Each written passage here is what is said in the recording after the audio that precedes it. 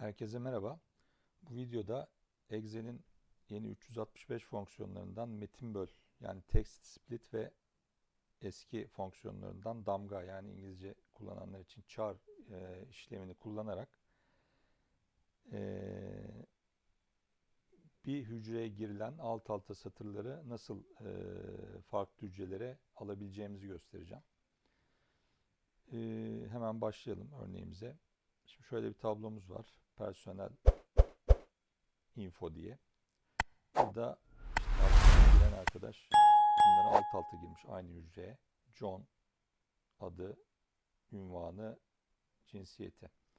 Bizim amacımız bunları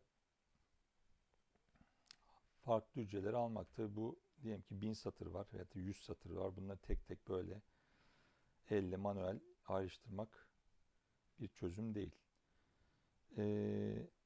Ne yapacağız? Hemen çözüm bulmak için Excel 365'in metin böl fonksiyonu ve damga fonksiyonu bizim yardımımıza yetişiyor. Hemen bakalım. Dinamik bir fonksiyon zaten bunlar. Şunları da sileyim. Evet.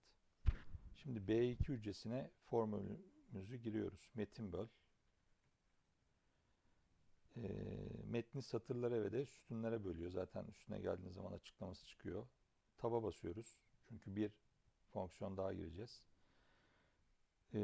Önce hedef hücremizi seçiyoruz. A2 noktalı virgül damga. Bunu açıklayacağım. Neden 10 giriyoruz? Neden 11 girmiyoruz gibi bir şey var onun. Birazdan açıklayacağım. Damga işlevi çeşitli karakterleri döndürmek için kullanılıyor Excel'de veya başka alanlarda da kullanılıyor. Sadece karakter değil. Şimdi burada kullanacağımız mesela damga 10 işlevi yeni satıra geçme yani alt satıra geçme anlamına geliyor. Birazdan daha detaylı açıklayacağım. Parantezimizi kapattık. Damga 10 işlemini girdik. İşte bu 10 var, 11 var. Onların hepsinin ayrı anlamları var. ASCII kodları deniyor. Şurada zaten linkini bırakacağım. Örnek dosyaya da paylaşacağım. Oradan bakabilirsiniz. Videoda da açıklayacağım birazdan zaten. Bakalım Enter'a basalım. Bakın ne yaptı bize? Metni böldü. Damga 10 işlevi ne işe yarıyordu? Burada alt satıra geç yani yeni satıra geç anlamındaydı. O yüzden bize gayet güzel bir şekilde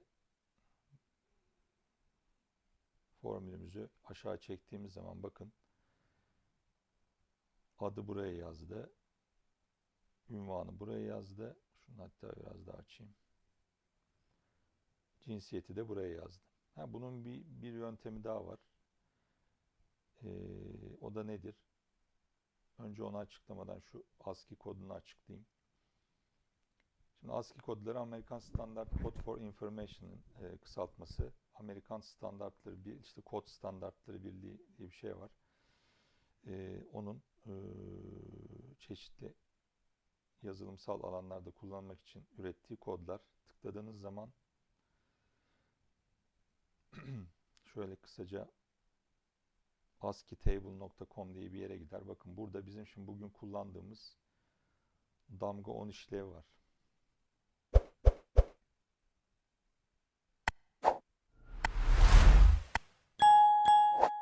Şuradan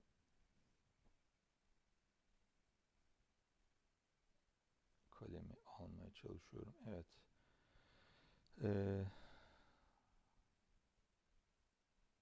Şuralarda bir yerde olması lazım.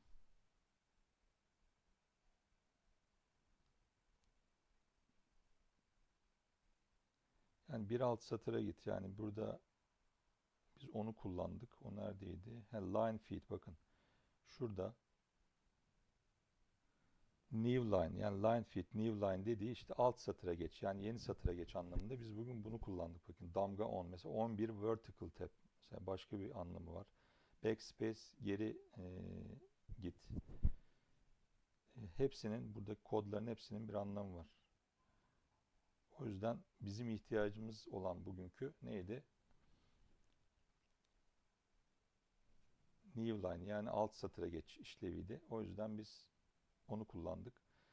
Ee, Ctrl E ile yani hızlı doldur da bir çözüm aslında. Onu da göstereyim. İşte mesela şurada John ayrı yazdık. Sales Manager. Şimdi bunu Excel algılayacak. Sen ne yapıyorsun? Ha, diğerlerini de mi böyle yapmak istiyorsun diyecek. Yani Ctrl E'ye basalım. Bakın anladı zaten. Evet. Böylece iki yöntemi de göstermiş oldum. Hangisi daha kolay sizin takdirinize bırakıyorum ama e, işte Excel'in 365 fonksiyonları gerçekten çok işlevsel. Zamandan kazandırıyor. Aynı zamanda verimliliği arttırıyor. Umarım faydalı olmuştur. Tablolarınızda kullanırsınız diye düşünüyorum. Sonraki videolarda görüşmek üzere. Hoşça kalın.